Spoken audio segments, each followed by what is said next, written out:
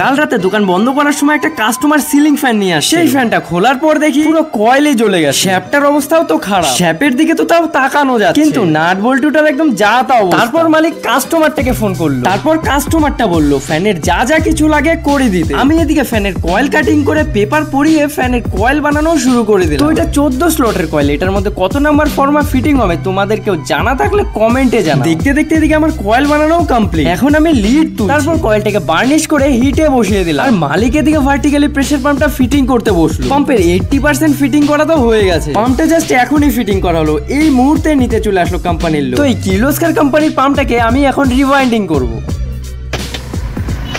দেখো বন্ধুরা, সেই দুপুরবেলা বসছিলাম এই পাম্পটা নিয়ে, রাত হয়ে গেল তাও এখনো কমপ্লিট করতে পারলাম। অবশেষে অনেক কষ্ট করে কমপ্লিট করলাম। এখনো আবার বার্নিশ দেওয়া বাকি। এদিকে দোকান বন্ধ করার সময়ও হয়ে গেল। চলো বন্ধুরা, তাহলে নেক্সট ভিডিওতে দেখা হচ্ছে। টাটা।